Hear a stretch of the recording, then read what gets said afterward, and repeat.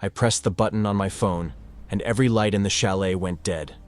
The thermostat display flickered once, then died. Outside, through the floor-to-ceiling windows, I could see the temperature reading on the outdoor thermometer, -10 degrees Celsius. Inside, standing in my living room tracking snow all over my Italian marble floors, were 6 people who had no idea they'd just walked into a trap. My brother Brad's face went from smug to confused in half a second. My mother Joyce clutched her fur coat tighter, and Brad's fiancée Sarah, who I was meeting for the very first time, just stared at me like I was a ghost. "What the fuck, Ethan?" Brad shouted, his voice echoing off the vaulted ceilings. "Turn the heat back on! What are you even doing here?" I took a slow sip of my wine, a 2015 Chateau Margaux worth $500, and smiled. "I live here, Brad. I own this place. Welcome to my home." The confusion on their faces was delicious. See? They thought they'd rented some tech bro's vacant chalet for $50,000 a week. They'd posted about it on Instagram an hour ago. The most exclusive Christmas retreat, calling me the family loser, who thankfully didn't make it. But here's what they didn't know. I was the tech bro. I was the owner. And I'd spent 8 months setting up this exact moment. Every year for the past 5 years, my family had forgotten to invite me to Christmas. Every single year, I'd spent the holidays alone while they celebrated together, posting pictures, making toasts, living their best lives without me. This year, I decided to stop waiting for an invitation. This year, I bought the most spectacular luxury chalet in Aspen, listed it for an obscene amount of money, and waited for my brother's vanity to do exactly what I knew it would, make him book it to show off. Brad's face turned red. "You're insane. This is illegal. I'm calling the police." He pulled out his phone, his hands shaking with rage. I watched him stare at the screen, watched the realization dawn. "No signal," I said calmly. "We're too high up the mountain. You'd need satellite service." I held up my phone. "Which I have, and you don't." My mother stepped forward, her voice dripping with that familiar manipulative sweetness. "Ethan, honey, this is clearly a misunderstanding. We're family. It's Christmas Eve. Surely we can work this out like adults?" I cut her off with a laugh that surprised even me. It came from somewhere deep, somewhere that had been buried under 20 years of being invisible. "Family, Mom, you haven't called me in 3 years. Brad told his fiancée I was dead, and 30 minutes ago, he posted on Instagram thanking God the family loser couldn't make it to your celebration." I walked toward them slowly, deliberately. "So no, we're not going to work this out. You're going to leave." Brad lunged toward me, but I was already pulling up another app on my phone. "I wouldn't do that if I were you," I said quietly. "This entire property is equipped with smart locks, security cameras, and a direct line to the Aspen Police Department. You've already violated the rental contract by disrespecting the owner. One more step, and you're on video committing assault." I let that hang in the air for a moment, watching him freeze mid-step. Then I smiled, and I swear it was the most genuine smile I'd felt in 5 years. "But here's the thing, Brad. I'm not a monster. I'm not going to leave you out in -10-degree weather." I pressed another button. In the distance, I heard the garage door begin to open. There are inflatable mattresses in the garage, a portable heater, some blankets. You can spend Christmas Eve there. It's more than you deserve. The look on my mother's face, the dawning horror, the humiliation, the rage, was worth every penny I'd spent on this place. "Unless, of course," I added, swirling my wine, "you'd rather try walking down the mountain in a blizzard at night. The choice is yours, but decide fast, because in about 90 seconds, the electronic locks engage, and whoever's still inside becomes a criminal trespasser." And as I watched them stand there, shaking with cold, with anger, with the sudden brutal realization that the invisible son, the forgotten brother, the family loser now held all the power, I knew one thing for certain. This was going to be the most unforgettable Christmas any of us had ever had. You're probably wondering how the hell I got here. Standing in a $5 million chalet, watching my own family scramble like rats while I controlled their fate with a smartphone app. Well, let me take you back. Because this story doesn't start tonight. It starts 20 years ago, when I was 8 years old and Brad got a BMW for his 16th birthday while I got a card that said, "Maybe next year, champ." It starts with every Christmas morning where Brad's pile of presents reached the ceiling and mine. Well, mine fit in a shoebox. My parents didn't even try to hide it. Brad was the golden child, the athlete, the charmer, the one who'd make something of himself. And me? I was just there. The backup kid. The spare. I left home at 17 with $300 in a duffel bag. Didn't go to college, couldn't afford it. Instead, I taught myself to write. Started ghostwriting articles for $5 a pop, then blog posts, then entire books.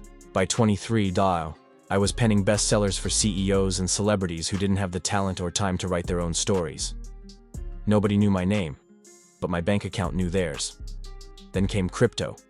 I got in early, got out at the right time, and real estate. I flipped houses in cities nobody believed in yet. I invested anonymously, kept my head down, built an empire in the shadows. By 32, I was worth $8 million. And you know what's insane? I never told them. Not once. Because part of me, this stupid, desperate part, wanted to see if they'd love me without it. If Mom would call just to check in. If Brad would invite me to anything. Ever. 5 Christmases came and went.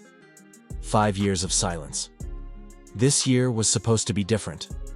I saw Brad's engagement announcement on Facebook to some woman named Sarah from a wealthy family, and I had this idiotic hope that maybe, just maybe, he'd reach out. Maybe a wedding would make him remember he had a brother. Instead, I got nothing. Radio silence. Then, 3 months ago, I was scrolling through luxury real estate in Aspen, just daydreaming, really, when I saw it. The Peak. A glass and timber masterpiece perched on the mountainside. Floor-to-ceiling windows overlooking the valley. A price tag of $4.8 million. And suddenly, an idea formed. A dark, beautiful, perfect idea. I bought it in cash through an LLC with a name Brad would never recognize. Listed it on an exclusive luxury rental site for $50,000 a week. Made it invitation only, the kind of place you had to know someone to even find. Then I waited. It took 6 weeks. Brad's assistant reached out through the booking platform. He was planning the perfect Christmas to impress his new fiancé's family. Wanted something nobody else could afford. I approved the booking personally. $50,000 for Christmas week, full payment up front, $20,000 security deposit. He signed the contract without reading it. Of course he did. The contract that explicitly stated respect for property owner and zero tolerance for violations. 3 days ago, I flew to Aspen, stocked the wine cellar with bottles worth more than his car, filled the fridge with a Christmas feast, set up every smart home feature to be controlled from my phone. And then I saw his Instagram story this afternoon, the one calling me the family loser, thanking God I wouldn't be there. That's when I knew. This wasn't just about confronting them. This was about showing them exactly who the loser really was. I poured myself that first glass of wine around 5 p.m., watching the snow fall, waiting, watching their location on Find My Friends. Yeah, Brad never removed me after I set up his phone years ago, seeing them get closer, closer. The door code they used, that was meant for the property manager, for emergencies. They'd somehow gotten it from the booking platform, probably charmed some assistant into giving them early access. They weren't supposed to arrive until tomorrow morning. But Brad couldn't wait. Could he? Had to get there first, claim it, post about it. I heard them coming up the driveway in their rented Escalade, heard the doors slam, heard the excited chatter, and I just sat there in my leather chair, facing the fire, waiting for them to walk into the trap I'd spent 8 months building. The moment Brad called me a loser in his Instagram story, something inside me shifted. Not broke. Shifted. Like a lock clicking open. See, I'd spent 2 decades trying to earn their love, trying to be enough, trying to matter. But sitting in that chair, in that chalet, with that wine, I finally understood. I didn't need their approval anymore. I didn't need their validation. What I needed was for them to see me. Really see me. For exactly who I'd become. Not the invisible kid. Not the forgotten son. but the man who'd built an empire while they were busy pretending I didn't exist. The man who now owned the very ground they were standing on. And as that door opened and they walked in, tracking snow and arrogance across my floors, I felt something I hadn't felt in years. Power. And I was about to use every bit of it. The garage door rumbled open behind them, revealing a space that probably cost more than most people's houses. Heated floors, custom lighting, and my jet-black Porsche Taycan sitting there like a panther in the shadows. Brad's face went through about 5 different emotions in 3 seconds. Confusion, recognition, rage, and finally, my personal favorite, fear. "You're fucking bluffing," he said, but his voice cracked. "This is some kind of sick joke. You don't own this place. You can't even afford..." I pulled up the property deed on my phone, walked over, and held it 2 inches from his face. The Peak LLC, purchased August 15th, $4.8 million, paid in cash. That's me, Brad. I'm the LLC. I watched his eyes scan the document. Watched reality smash into his drunk, entitled brain like a freight train. "Now get the fuck out of my house." My mother tried a different approach, the one she'd perfected over decades of manipulation. She touched my arm, her voice going soft and motherly. "Ethan, sweetheart, clearly there's been a terrible misunderstanding. We had no idea this was your place. If you'd known, you wouldn't have come." I finished for her, pulling my arm away. "If you'd known, Brad wouldn't have posted about how grateful he was that the family loser wasn't here. If you'd known, you might have actually invited me to Christmas for the first time in 5 years." The firelight caught the tears forming in her eyes. Performance tears. The kind she'd used to get out of speeding tickets and return expired coupons. "But Mom, here's the beautiful part. You didn't know. And now you're standing in my living room, uninvited, on Christmas Eve, discovering that your failure son owns more than Brad will make in his entire life." Sarah, Brad's fiancée, stepped forward, and I got my first real look at her. Mid-20s, designer everything. But her eyes were different. Not entitled. Confused.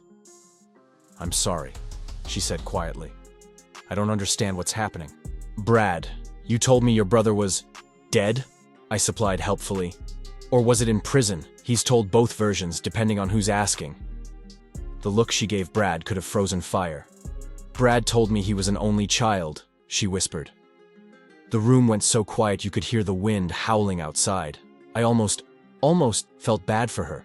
She seemed decent, caught in the crossfire of a family war she didn't even know existed. But Brad was turning purple. "Ethan, I swear to God, if you don't turn the heat back on right now..." "You'll what?" I interrupted. "Call the police. Please do. I'd love to explain to them how you used an unauthorized access code to enter my property, violated a signed contract, and are now threatening the owner." That's when the wind really picked up. Not just picked up, it started screaming. The windows rattled in their frames. Snow began hitting the glass horizontally, thick and fast, like the mountain itself was angry. One of Brad's friends, some guy in a Canada Goose jacket that probably cost $3,000, pulled out his phone. "I'm calling an Uber. This is insane." He stared at his screen, tapped it, stared some more. I don't have service." "Nobody does," I said, walking back to my chair and sitting down like a king on a throne. "We're at 11,000 feet. Cell towers don't reach up here. The only communication is satellite internet and a landline connected to the security system." I picked up my wine glass again. "Which I control." The friend looked at Brad. Brad looked at my mother. My mother looked at me with something that might have been hatred or might have been fear. Honestly, at this point, I didn't care which. The temperature inside the chalet was already dropping. I could see their breath starting to fog. Brad's face was red from cold now, not just anger. "Fine," he spat. "Fine, we'll leave. We'll drive down the mountain right now, and you can enjoy your pathetic little power trip alone, like always." I checked my watch, a Patek Philippe I'd bought myself last year because nobody else was going to. It's 8:47 p.m. The road down ices over around 9. It's a 40-minute drive in perfect conditions. In this, I gestured to the blizzard raging outside. You'd be lucky to make it 10 minutes before sliding off a cliff. But hey, be my guest. The keys to your rental are right there. I pointed to the entry table where they'd tossed them. Brad stared at the windows, at the white wall of snow, at the mountain disappearing into darkness. He wasn't stupid enough to risk it. Not drunk, not in this weather, not with his fiancée in the car. Sarah wrapped her arms around herself, shivering. So, what are you saying? That we're trapped here? Not trapped, I corrected. I offered you the garage, heated floors, portable heater, inflatable mattresses. There's even a bathroom out there, small but functional. You'll survive the night just fine. I stood up, walked to the kitchen, and started pulling out the food they'd brought. A 20-pound organic turkey, truffle mashed potatoes, a chocolate Yule log that probably cost $200. This, however, stays with me. Consider it rent for the accommodations. Brad took a step toward me, fists clenched, and every camera in the house did exactly what I'd programmed them to do. The little red recording lights all blinked on simultaneously, visible in the darkness. He froze. One more step, I said softly. And you're on video assaulting me in my own home. Try explaining that to the police, or to Sarah's family. I'm sure they'd love to know what kind of man their daughter's marrying. The defeat in his eyes was sweeter than the wine, sweeter than anything I'd ever tasted. He turned to the others, his friends, his fiancée, our mother, and I watched the golden child crumble. Get your bags, he muttered. We're sleeping in the fucking garage. As they filed out one by one, grabbing their designer luggage, shooting me looks of pure hatred, my mother stopped at the door. You've changed, Ethan, she said, and there was something almost sad in her voice. You used to be such a sweet boy. I met her eyes in the darkness. No, Mom, I'm exactly the same. You just finally noticed I exist. And as the garage door closed behind them, sealing them in their concrete floor prison, I pulled out the turkey, turned the oven on, and started preparing the most satisfying Christmas dinner I'd ever make. One they could smell through the vents, but would never, ever taste. I woke up Christmas morning to silence. The kind of silence that only exists after a blizzard, when the world is buried under 3 feet of fresh snow, and even the wind holds its breath. My bed was a custom king size with heated mattress and 1,000 thread count sheets. I'd slept like a baby. Through the bedroom window, I could see the garage from here. I wondered how they'd slept. Spoiler alert, I didn't wonder that hard. Around 9 a.m., I made myself breakfast. Real breakfast. Eggs Benedict with smoked salmon, fresh squeezed orange juice, French press coffee from beans that cost $40 a pound. The smell filled the entire house, and I knew it was drifting through the ventilation system into the garage. That wasn't an accident. The smart home system I'd installed was very, very smart. I'd programmed the vents to carry cooking smells directly to the garage while keeping the heat contained in the main house. Call it psychological warfare. Call it petty. I called it justice. At 9:30, the garage intercom buzzer rang. I pulled up the camera feed on my iPad while I ate. Brad's face filled the screen, and oh God, he looked rough. His designer stubble had turned into a patchy mess. His eyes were bloodshot, and there was what looked like an inflatable mattress crease across his cheek. Ethan, he said, trying to sound reasonable but failing miserably. Okay, you made your point. Very funny. Can we please come inside now? It's Christmas. I pressed the intercom button. Is it? I hadn't noticed. I don't usually celebrate with family, remember? Ethan, please. My mother's voice cut in, sharp and demanding. This is cruel and unusual punishment. We're your family. I almost laughed. Almost. Family. I repeated slowly, letting the word hang there. You're right, Mom. Family is so important. That's why you invited me to Christmas in 2020, right? Oh wait, no. That was the year you told me you were keeping it small. And then I saw pictures of 15 people at Brad's house. What about 2021? No. That was the year you said you were taking a break from big gatherings. And then posted about your ski trip to Vail with everyone except me. Should I keep going? Because I've got 5 years of receipts saved on my phone. The silence on the other end was deafening. Then Sarah's voice, quiet and genuinely apologetic. I'm so sorry. I didn't know any of this. Brad told me that I was dead. I finished. Yeah, I heard. Classic Brad. I took a sip of my coffee, watching their faces on the camera. But you know what? The garage is actually VIP treatment compared to what you all did to me. At least you have a roof. At least you have heat. I spent 5 Christmases completely alone, staring at my phone, waiting for a text that never came. So honestly, you're getting the luxury package.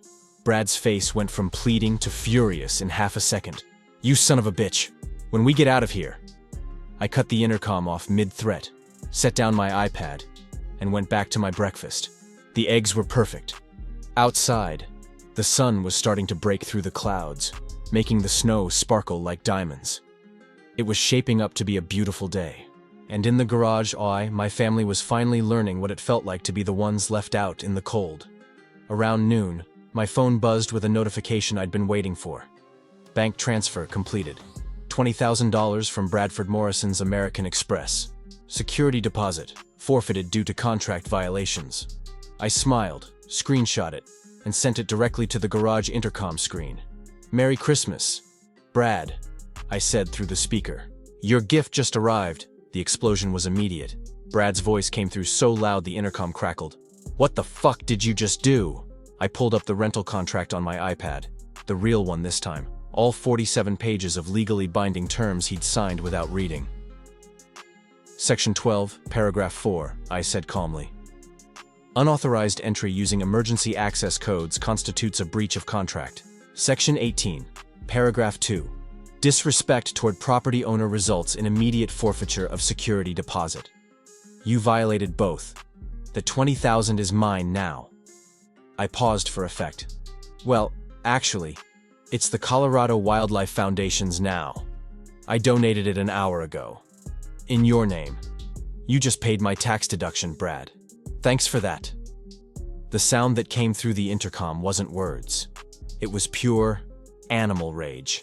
I heard something crash, probably Brad throwing one of the folding chairs. My mother's voice cut through. Ethan Michael Morrison, you listen to me right now. No, I interrupted, my voice dropping to ice. You listen to me.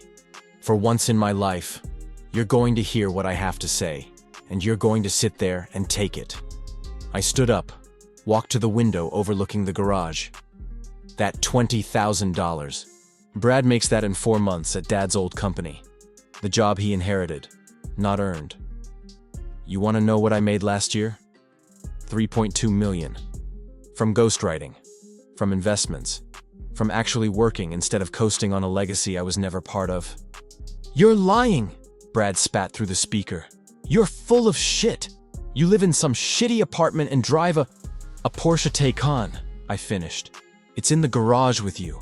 The black one you probably didn't notice because you were too busy being furious. Base price, $180,000. But I added some upgrades. I heard shuffling, then silence. He'd seen it. The apartment you think is shitty? I own the building. 4 units in Denver, fully rented. I also own 2 properties in Austin, 1 in Nashville, and, oh yeah, this $5 million chalet you're currently squatting in. So, when you call me the family loser, Brad, just remember, the loser owns the ground you're standing on. Sarah's voice came through, shaky. Brad, is this true? Is he really? Of course it's not true, Brad shouted, but his voice had that desperate edge now. He's making it up. He's trying to... I texted the garage iPad directly. Property deeds, bank statements with numbers redacted but balances visible. Photos of my investment portfolio. I didn't send everything, just enough. Just enough for Sarah to see that her fiancé had lied about literally everything. The silence that followed was the sound of a relationship cracking in real time. Why didn't you tell us? My mother finally asked. And for the first time, she sounded genuinely confused instead of manipulative. Why would you hide this? I laughed, sharp and bitter. Because I wanted to know if you'd love me without it, Mom. I wanted to know if the son who didn't get the BMW, who didn't get the college fund, who didn't get the phone calls or the Christmas invitations. I wanted to know if that son mattered to you at all. I pressed my forehead against the cold window. And every single year, you gave me my answer. So I stopped hoping, and I started planning. The intercom went quiet. I could see them on the camera. Brad pacing like a caged animal, Sarah sitting on an inflatable mattress with her head in her hands, my mother staring at nothing, probably recalculating every assumption she'd ever made about her forgotten son. $20,000 gone. Their golden child exposed as a liar. And Christmas morning spent on a concrete floor, smelling turkey they'd never taste. And I was just getting started. Around 2 p.m., there was a soft knock on the intercom. Not a buzz, just a gentle tap on the camera. I looked at the feed.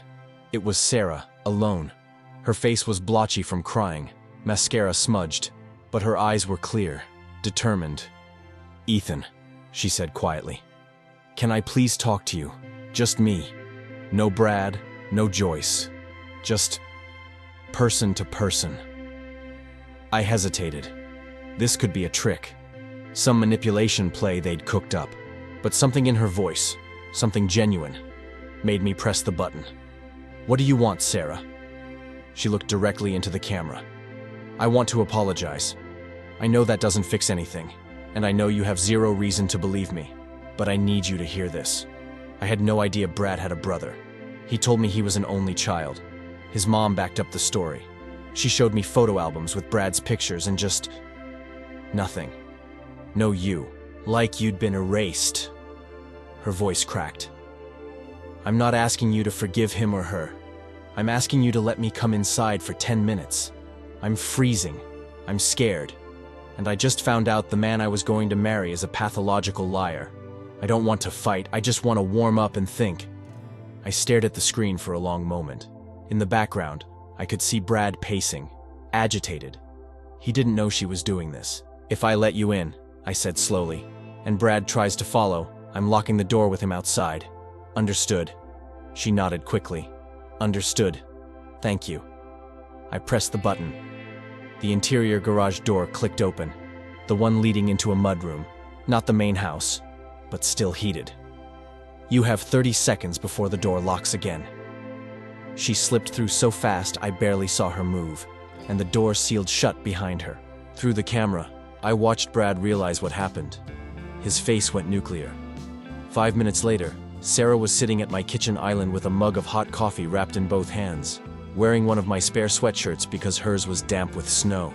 She looked around the chalet, really looked, taking in the custom finishes, the art on the walls, the kind of wealth that doesn't scream but whispers. "This is yours," she said softly. "All of it." He wasn't lying about that part. I leaned against the counter. Every penny earned, every property bought, every investment made, I did it alone, while they pretended I didn't exist. "Why?" she asked, and I could tell she genuinely wanted to understand. "Why cut you out like that?" I poured myself a coffee too. "Because I didn't fit their narrative. Brad was the success story. Handsome, charming, set to take over Dad's company. I was the weird kid who liked books and computers. When I didn't turn into a second version of Brad, I became inconvenient. Easier to just forget I existed." I met her eyes. "Your fiancé didn't just lie to you about having a brother, Sarah. He's been lying to himself for 20 years, pretending that erasing me made him more special." She set down her mug, and I saw anger flash across her face. Not at me, at him. He told me his childhood was perfect, that his family was close-knit and loving. That's one of the reasons I said yes when he proposed. My family is a disaster, and I thought his was... She laughed bitterly. "God, I'm so stupid." "You're not stupid," I said, surprising myself with how much I meant it. "You're a victim of his performance. They're all performers. My mother could win an Oscar for loving parent. Brad could win one for a golden child who has it all together. But it's all a set, and I was written out of the script." We sat in silence for a moment, just the sound of the fire crackling and the wind outside. Then Sarah asked the question I'd been waiting for. "What happens now? Are you going to keep us in the garage forever?" I almost smiled. "No. The roads will be clear by tomorrow morning. I've already arranged for a car service to pick you all up at 8 a.m. They'll take you back to the airport." I paused. "But Sarah, you seem like a decent person. You don't belong in their story. Just think about that." She looked at me for a long moment, then nodded slowly. I already am. Through the window, I could see Brad's face pressed against the garage door glass, watching us. Watching his fiancée laugh softly at something I'd said. Watching her be treated like a human being instead of a prop in his perfect life. And the look on his face, that impotent rage, that humiliation, was better than any Christmas present I'd ever received. Because he finally understood what it felt like to be on the outside looking in. At 4:30 p.m., just as the sun was starting to set and paint the snow orange and pink, I heard it, the sound of breaking glass. Not from the garage, from the side of the house. I pulled up the security camera feed and there he was, Brad, trudging through waist-deep snow around the perimeter, heading for one of the ground floor windows with what looked like a snow shovel in his hands. He'd finally snapped. I watched him lift the shovel, watched him swing it at the reinforced window. The impact made a dull thunk, and a hairline crack appeared in the outer pane. He swung again. Again. The security system did exactly what it was designed to do. A piercing alarm split the air. Floodlights blazed to life all around the property, and my phone started ringing with an automated call from Aspen Police Department dispatch. This is Alpine Security Monitoring. We've detected a breach at your property. Are you safe? Do you need immediate assistance? I smiled. Yes. Please send an officer. There's an intruder attempting to break into my home. Brad froze in the floodlights like a deer, the shovel still raised. I opened the window above him, not the one he was trying to break, a different one, and leaned out. You know what the best part about living in Aspen is, Brad? I called down. Response time. The police station is 12 minutes away. You have about 9 minutes left to decide if this is really how you want this to end. He looked up at me. Snow in his hair. Face twisted with rage and something else. Desperation. You set this up! He screamed. You brought us here just to humiliate us. You're a psychopath. I'm a psychopath? I repeated, genuinely amused. Brad, I bought a house. I listed it for rent. You booked it. You chose to come here. You chose to mock me on Instagram. And you chose to swing a shovel at my window. I didn't make you do any of that. I held up my phone, recording him. But please, keep going. This is fantastic content. That's when he really lost it. He dropped the shovel and tried to climb up the side of the house, fingers scrabbling at the timber, boots slipping on the snow-covered stone. I'm going to fucking kill you, he roared. Do you hear me? I'm going to... The police SUV came around the driveway curve with lights flashing, no siren needed in the mountain silence. 2 officers stepped out, hands on their belts. Sir, step away from the structure, one of them commanded. Brad whirled around, chest heaving. Officer, thank God you're here. This man, my brother, he's holding us hostage. He locked us in his garage and... Is that true? The officer asked me. I leaned further out the window. Officers, my name is Ethan Morrison. I own this property. Last night, my brother and his guests used an unauthorized access code to enter my home. I offered them shelter in my heated garage rather than force them out into the blizzard. This afternoon, he attempted to break my window to gain entry without permission. The second officer was already examining the cracked window, the shovel lying in the snow, the deep footprints. Sir, he said to Brad, did you strike this window? Brad's mouth opened and closed. It's my brother's house. I was just... Did you strike the window? The officer repeated. Yes, but...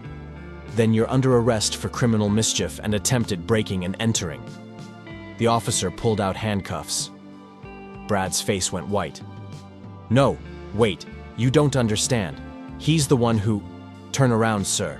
Hands behind your back. I pulled out my phone and started recording. Not just for me, for the family group chat I'd been removed from 3 years ago, but still had access to through my mother's iPad I'd set up for her. The one she didn't know synced to my account. I watched the officers cuff Brad, watched him stumble and nearly fall in the snow, watched my mother and Sarah emerge from the garage to see what was happening. Joyce's scream was operatic. What are you doing? That's my son. Ethan, tell them. Ethan! I uploaded the video in real time to the family chat. Aunts, uncles, cousins, everyone captioned it. Merry Christmas from Aspen. Brad's having a bit of a moment. Sarah just stood there, arms wrapped around herself, watching the man she'd agreed to marry being loaded into the back of a police SUV. The officer turned to me. "Mr. Morrison, do you want to press charges?" I looked at Brad through the vehicle's window. His face was pressed against the glass, eyes pleading now instead of furious. I could let this go. I could be the bigger person. But you know what? I'd been the bigger person for 20 years, and all it got me was forgotten. "Yes, officer," I said clearly. "I want to press full charges." My phone started exploding with messages from the family chat. Aunts asking what was happening, cousins confused, my uncle demanding an explanation. And I replied to all of them with a simple message. Ask Joyce why she told everyone I didn't exist. Ask Brad why his fiancée thought he was an only child. Ask them why I've spent 5 Christmases alone. Then ask yourself why none of you ever bothered to check on me. I hit send and watched the red receipts pile up. And as the police SUV pulled away with Brad in the back, disappearing into the darkening mountain evening, I realized something.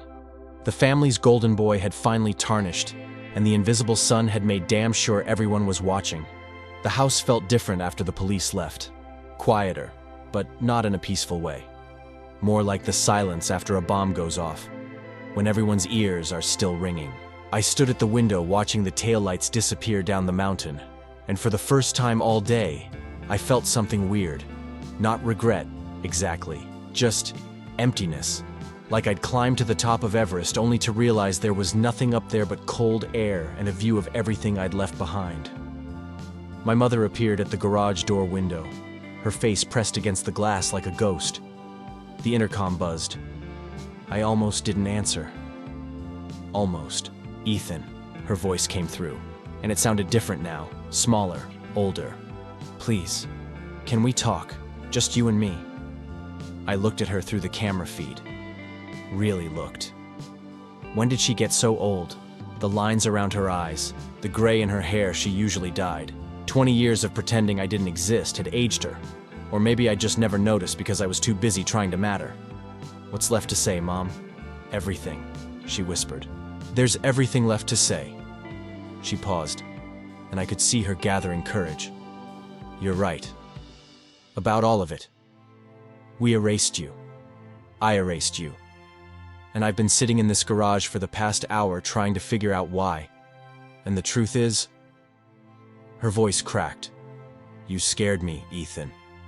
You were always so smart, so self-sufficient. Brad needed me. He needed constant validation, constant support. But you were fine on your own. And somewhere along the way, I convinced myself that meant you didn't need me at all. So I stopped trying. And then it became easier to pretend you weren't there than to face what I'd done." I sat down heavily in my chair, the fire crackling beside me. 20 years. 20 fucking years I'd been waiting to hear something like this. And now that I had it, it felt hollow. "You know what the worst part is?" I said into the intercom. "It's not that you chose Brad over me. It's that you made me feel like I was crazy for wanting to be chosen at all. Like wanting my own mother to remember my birthday was asking too much." I laughed bitterly. "You called me 2 years ago. Do you remember? April 19th. You called and asked if I could help Brad move apartments. Not, 'How are you?' Not, 'I miss you.' Just, 'Could I help Brad?' And I said yes. I always said yes, and he never even thanked me." "I know," she said, and she was crying now, real tears. "I know, and I'm sorry. And I know sorry doesn't fix anything, but you're right." I cut her off. "It doesn't." I stood up, walked to the window. Outside, the stars were coming out, brilliant against the black sky. "Mom, do you know what I wanted for Christmas this year? Not an apology, not money, not anything material. I just wanted one of you, any of you, to call me and ask how I was doing, just once, to prove I wasn't invisible. That's it. That's all I wanted." The silence stretched so long I thought she'd hung up. Then, "What do you want now?" I thought about it, really thought about it. What did I want? Revenge? I'd gotten that. Vindication. Check. They're suffering. Watching Brad get arrested had scratched that itch pretty thoroughly. But what I actually wanted, what I'd always wanted, was something they could never give me. A childhood where I mattered. A family that saw me. 20 years of Christmases where I wasn't alone. I want you to leave, I said finally. There's a bus that runs from the base of the mountain to the airport. It leaves at 6 a.m. I've already booked 3 tickets. The confirmation's been sent to your email. And Brad? She asked quietly. For he'll be held at the county jail until his arraignment, probably tomorrow afternoon. The charges are minor. He'll pay a fine, maybe do community service. But that's not my problem anymore. I watched her shoulders slump through the camera. You're not coming back, are you? To the family, I mean. I almost laughed. Mom, I was never in the family to begin with. You made sure of that. I turned away from the window. The garage door will unlock at 5:30 a.m. Your bus tickets are on the counter inside. After that, I'm changing all the codes. Don't come back here. Don't call, don't text. I'm done. And as I cut the intercom connection for the last time, I felt something I hadn't expected. Not triumph, not satisfaction, but something quieter and far more powerful. Freedom. I woke up at 5 a.m. to watch them leave. I'm not sure why. Maybe I needed to see it with my own eyes. Proof that this was really over. The security cameras showed my mother and Sarah gathering their bags in the pre-dawn darkness, breath fogging in the cold air. Joyce looked small without her fur coat and superiority. Sarah looked relieved, actually, like she'd dodged a bullet and knew it. At 5:30 exactly, the garage door rolled open. They didn't look back at the house. Didn't wave, didn't flip me off, didn't do anything. Just walked down the driveway toward the main road where the shuttle would pick them up. I watched until they disappeared around the bend, 2 figures getting smaller and smaller until they were just dark spots against the snow. Then nothing. Just an empty driveway and a mountain that didn't care about any of our drama. I made coffee, fed the fireplace, sat in my chair, the same chair where this had all started 48 hours ago, and just breathed. My phone buzzed around 7. A text from Sarah.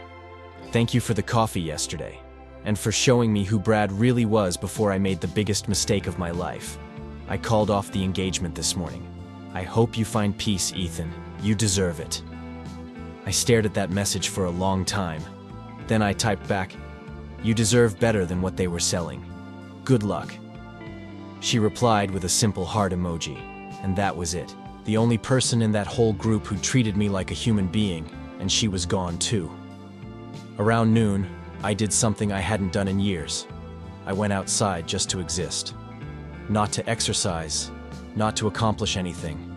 Just to stand in the snow and feel the sun on my face.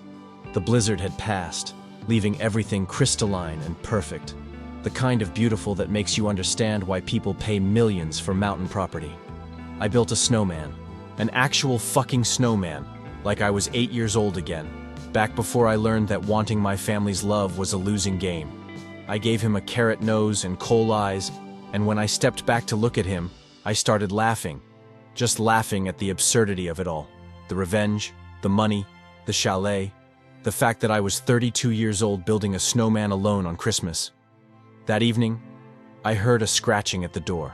For a second, my heart jumped. Had they come back? But no. It was a dog.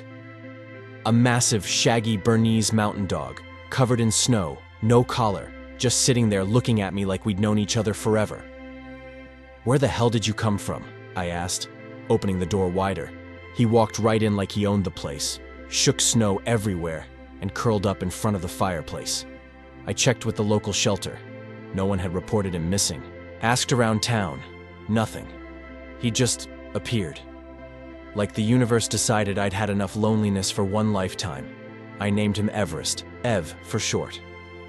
And on December 26th, while my brother was probably being released from county lockup, and my mother was probably spinning the story to make herself the victim, I sat with my dog in front of the fire in my $5 million chalet, drinking wine that cost more than Brad's monthly salary. No family, no drama. No one telling me I wasn't enough. Just me, Ev, and a silence that finally felt like peace instead of punishment. The invisible son had built an empire. The family loser owned the mountain. And the forgotten child had learned the most important lesson of all. You can't get blood from a stone, and you can't get love from people who never had it to give. But you can get revenge. And sometimes, that's enough. 3 months later, I sold the Peak for $6.2 million.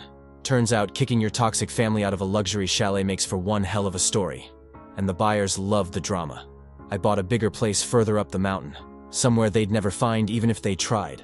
Brad sent one email through his lawyer about defamation and emotional distress. I forwarded it to my attorney with the subject line, "Merry Christmas." Never heard back. My mother sent a birthday card in April, the first one in 7 years. I burned it in the fireplace without opening it. Some bridges aren't meant to be rebuilt. They're meant to be napalmed. But here's the thing about revenge. It's satisfying as hell in the moment. But it's not a life. It's a chapter. A really good chapter. Don't get me wrong. The kind of chapter you tell at dinner parties and people lean in with wide eyes. But after you turn the page, you still have to figure out who you are when you're not angry anymore. And I did. I'm the guy with the dog and the mountain view. The guy who writes bestsellers nobody knows are mine. The guy who learned that the best revenge isn't making them suffer. It's building a life so good they become irrelevant. Sarah reached out in March. She'd moved to Portland, started her own marketing firm, was dating a woman who actually knew how to be honest. "I should thank you," she texted. "You saved me from becoming your mother." We don't talk often, but when we do, it's real. That's more than I ever got from my actual family. Brad's engaged again, apparently, to some 23-year-old influencer who definitely doesn't know he has a brother. Good luck to her. She'll figure it out eventually, or she won't. Either way, not my circus anymore. The family group chat still exists. I never left it, just muted it. Sometimes, late at night when I can't sleep, I scroll through and see them planning holidays, sharing photos, doing all the things they did before. Except now, there's this weird gap in conversations. Someone will say, "Remember when," and then stop mid-sentence. Because the stories they used to tell don't work anymore. Not without explaining why the other son, the other brother, the one they erased. Not without explaining why he's not there. And they can't explain it without admitting what they did. So they just, skip over it. Like I'm a glitch in their family narrative. A corrupted file they can't quite delete. And you know what? I'm okay with being the glitch. The error message. The thing that doesn't compute in their perfect story. Because I'm not invisible anymore. I'm redacted. And that's so much more powerful. Invisible means they don't see you. Redacted means they see you perfectly. They just can't acknowledge you exist without confronting their own guilt. I win either way. So that's my story. The forgotten son who bought the mountain just to kick his family off it. Who learned that the opposite of love isn't hate, it's indifference. And who finally, after 32 years, stopped waiting for an invitation to a table he was never meant to sit at. I built my own damn table. It's got a view. But speaking of tables and uninvited guests, the next story is about a woman who watched her daughter-in-law drag something heavy to the edge of a dark lake at midnight. A suitcase. Expensive leather. The kind you use for long trips or large amounts of cash. She watched her throw it into the black water with the kind of hatred that makes your blood run cold. And when this mother-in-law dove in to retrieve what she thought was stolen inheritance money, $15 million her son had left behind, what she found inside that suitcase made her scream so loud, the neighbors called 911. It wasn't money. It wasn't jewels. It was something that changed everything about who her son really was, and who his widow had become. What was in that suitcase? You won't believe it until you see it.